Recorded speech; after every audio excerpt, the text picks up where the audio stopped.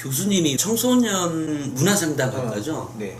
청소년 문화상담학과는 아이들이 진로 관련한 것도 다 하는 건가요? 네, 진로를 포함해서 이제 문화 상담을 영어로 네네. 표현하면 컬처 카운셀링 이렇게 이해를 하면 좀 네네. 아니고, 문화는 이제 청소년의 그 전체적인 청소년 시절 자체를 청소년 문화라고 보고, 아, 네네. 그다음에 이제 상담은 그야말로 우리 뭐 청소년 중에는 아주 건전하고 일반 청소년도 있겠습니다만은 약간의 문제적이고 또 우리가 주의가 요구되는 이런 청소년들이 있기 네네. 때문에 거기에 대한 이제 상담해서 문화 상담학과를 하는데, 학과 이름으로 보면은 아무래도 상담 쪽인데, 네. 요새 이제 GNP가 우리나라도 이제 한 3만 불 넘어간다고 하면 네. 여러 가지 형태의 청소년에 대한 문제가 생길 수도 있습니다. 건전한 청소년은 건전한 청소년대로 상담을 해야 되고, 네. 또 그렇지 않은 부분으로 우리가 도와주는 상담을 하는 것을 우리가 청소년 문화 그래요? 상담학과라고 합니다. 그럼 제가 이번 시간에 이거를 여쭤보고 싶어서 이제 말씀을 드렸는데요. 예. 우리 학생들이 왜 진로를 찾는 방법에 네. 대해서는 뭐 이것도 아이들마다 다 틀리다고 또 얘기하시면 할 말은 없지만 그래도 일반적으로 맞습니다. 예. 진로를 찾는 방법이 어떻게 하면 진로를 잘 찾을 수가 있을까요? 맞습니다. 우리가 참 그 매우 중요한 그 대화의 시작인데요. 네. 우리가 이제 우리나라 학제상으로 일단 뭐 초등학교, 뭐 중학교, 고등학교 이 12년 동안의 학제 속에서 진로라는 말은 계속 이제 과목으로도 들어갈 것이고, 그 진로에 그 학생이 진짜 제대로 찾았으면은 참 귀한 매칭이 일어나는데, 이게 이제 소위 말 미스매칭이 일어나면, 네네. 진로가 어긋지면 언제 제일 애를 먹느냐 하면은 대학에 들어와서 이 학생들이 학과를 왔는데, 교수님 저기 적성이 안 맞아요. 교수님 제가 이거는 제 진로가 아닌 것 같아요. 네네. 여기에서 이제 이 미스매칭이 일어났을 때 대학도 참으로 난감하고, 네. 그걸 겪는 그 학생은 얼마나 정말 힘든 과정을 겪는가를 생각한다면, 우리가 진로야말로 초등학교 6년 동안 많이 생각해 봐야 될 문제고요. 중학교에는 이제 학습과 진로를 함께 연결해서 좀 찾아봐야 할 문제고요. 고등학교 때는 적어도 학업을 베이스로 해서 내 전공, 앞으로 내가 일평생 먹어야 할 직업에 대한 세계까지를 해서 진로를 이렇게 고려해야 나중에 대학에 와서 진짜 고생을 하지 않지. 이게 우리나라는 성적 위주로 평가를 하다 보니 성적되는 대로 그냥 어떤 학과를 갔다가 떨컥 들어가서 보면은 이게 아니라는 이 미스매치 때문에 제발 좀 진로 부분 좀 깊고 넓게 기본적으로 한번 접근할 필요가 있을 것 같습니다. 맞습니다. 맞습니다. 그러면 진로를 찾을 때요. 이렇게 뭐라고 하죠? 그 커리어넷? 커리어넷에 보면 네. 뭐 이렇게 흥미도 검사도 네, 있고, 네, 네. 그다음에 적성 검사인가요? 그게 있고 또 가치관 검사라는 게 있어요. 요 세 가지를 다 뭔가를 해야 뭐가 이게 맞나요? 와, 우리 대표님 어떻게 진로의 세 가지 가장 기본 요소를 정확하게 말씀해 주셨는데요. 제가 한 번만 말씀드릴게요. 네네. 흥미가 1번이고요. 네. 거기에 대한 이제 흥미도 검사라든지 흥미에 대한 여러 가지 검사가 있을 것 같고요. 네. 두 번째로는 이제 적성에 대한 부분이 이제 적성 검사라든지 적성에 대한 여러 가지 검사가 있을 수 있고요. 그 다음에 가치에 대한 부분도 가치관 검사라든지 이런 이제 검사 도구가 생기는데요. 다시 한번 말씀드리면, 흥미는 개인이 정말 좋아하는 것, 이걸 이제 우리가 흥미라 할 수 있고요. 네네. 적성은 좋아하는 단계를 넘어서 잘하는 것, 좋아하면서도 잘하면 더더욱 좋은 것이 적성이라는 거고요. 가치라는 것은 이제 우리가 뭐 가치관이라는 용어도 네네. 쓰지만 일평생 내가 보람을 느끼면서 일을 하는 데 있어서 아무리 재미있고 잘하고 좋아한다 하더라도 내가 사회적으로 부모님이 너 잘한다, 혹은 사회에서 관계하는 사람들이 참 당신 잘합니다, 귀한 일을 하십니다 라고 하는 그런 보람이, 이것을 일평생 직업의 요소로, 진로의 요소로 이렇게 연결해 줄 수 있는 기본이 되거든요. 그래서 저는 대표님 말씀하신 대로 이 학생들의 진로를 찾을 때 키워드를 어떻게 생각해야 될까요? 쉽게 이야기하면은 1번 내가 좋아하는 것, 2번 내가 잘하는 것, 3번 내가 정말 일평생 보람을, 가치를 느낄 수 있는 것.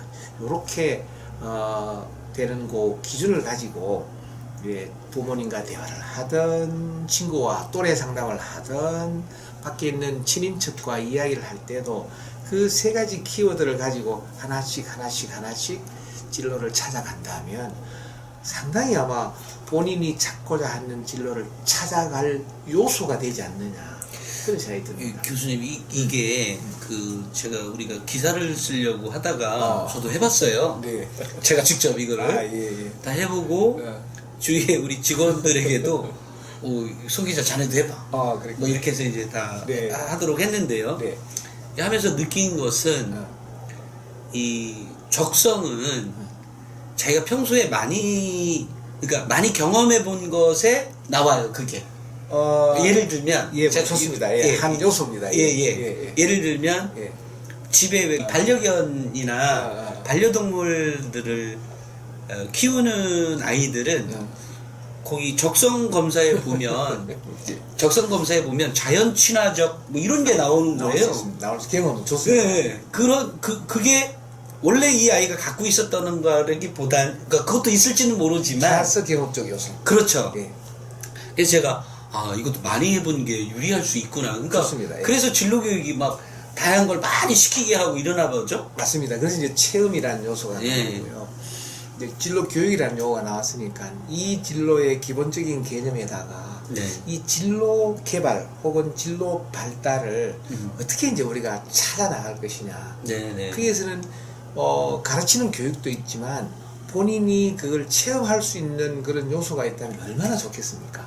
그래서 이제 현재 우리나라에서는 초등학교에서 중학교로 올라갈 때 자유학기제라는 용어를 쓰게 되고, 이제 올해부터는 아마 자유학년제라는 용어를 써가지고 적어도 한 학기 혹은 1년 동안 본인이 진로를 찾기 위하여 다양한 체험을 통해서 한번 찾아보는 이런 과정을 그 귀한 시간을 중학교 아이들에게 뭐 한 학기 혹은 1년을 투자하게 하는 그런 이제 교육 정책이 바람직하다고 저는 보고요.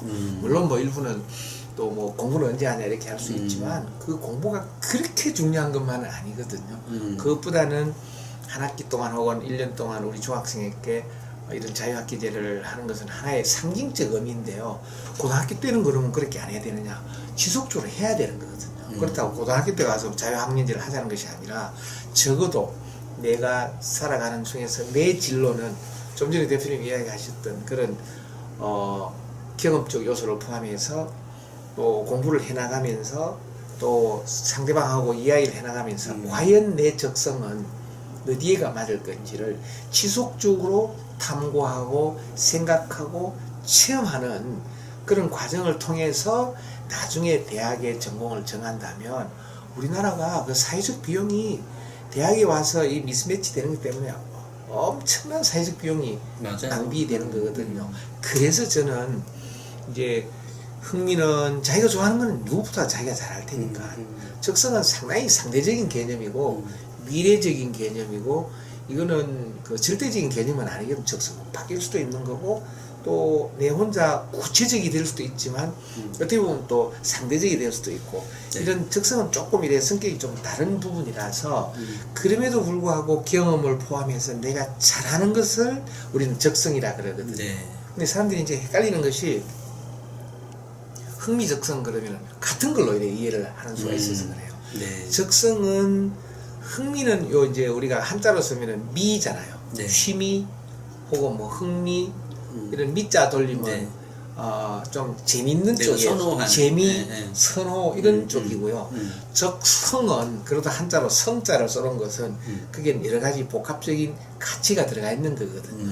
그래서 우리는 적성 부분은 아무래도 경험해보고 내가 체험해보고 아 이거다 싶으면은 그게 내게 맞는데 해보니까 아닌 것은 평생 고생하는 거거든요. 그래서 예를 들어서 좀 이것도 저도 재밌는 이야기를 하나 해드려야 되겠네요. 네. 아 교수들은 제일 힘든 게 학기 말쯤 되면은 연구실에 똑똑똑 소리가 제일 무서운. 학기 말에. 예, 그러니까 교수님 저 휴학할래요. 교수님 저 퇴학할래요. 이런 아이들이 학기 말에 오면은 정말 힘드는 요소 중에 하나인데 저는 그때 꼭 물어봅니다. 왜 그러니 이유를 물어봐서 교수님 재미가 없어요 라고 하는 녀석은 제가 좀 그래 우리 재밌게 다시 한번 해보자라고 고려를 하게 하지만 교수님 저 적성에 안 맞아요 라고 하는 아이에 대해서는 좀 심각성을 가지고 적성에 안 맞는 아이는 우리 학과에 못 버티더라고요. 제 경험상. 네. 그래서 저도 이제 이래 학교에 있으면서도 이런 아이들을 보면서 이것을 이런 일이 일어나지 않도록 우리가 미연에 좀 하는 방법이 없을까? 그것이 바로 진로고 진로 교육이고 진로 체험이고 하는 이런 과정을 통해서 이걸 좀 아이들에게 알려줘야 될 것 같다라고 하는 말씀을 꼭 드리고 싶고요. 학부형들 입장에서는 제발 남하고 비교 안 했으면 좋겠어요. 옆집 아이는 공부 잘한다. 옆집 아이는 뭘 해서 뭐 1등을 했다 하더라. 옆집 아이는 뭐 과학도 무슨 상을 잘하더라. 받았다 하더라. 옆집 아이는 이렇게 한다 하는데 너는 뭐 하니? 네. 이렇게 비교하기 시작하면 이 아이의 흥미도 다른 방향으로 흘러버리고 적성은 더더욱 부정적인 방향으로 덮어버리고 가치는 찾을 수가 없는 요소가 되기 때문에 제발 우리 아이를 중심으로 우리 아이에게 알맞는 흥미가 무엇인지 우리 아이에게 알맞는 적성의 분야는 어떤 것인지를 다양하게 경험하고 체험해보고 우리 아이에게 알맞는 정말 보람있고 가치 있는 개념이 무엇인지를 부모님과의 충분한 대화를 통해서 아이에게 자신감을 심어줘야 이 진로가 예쁘게 성장하고 발전하지 계속 넘어가고 비교하고 잘된 것만 텔레비 나오는 이야기만 해가지고 천재 같은 이야기만 하고 이러면 우리 아이는 그 부분이 아니기 때문에 진로 제일 중요한 거 부모님들의 접근 방식을 좀 다르게 해주셨으면 하는 그 생각을 그 말씀을 좀 드리고 싶습니다. 네,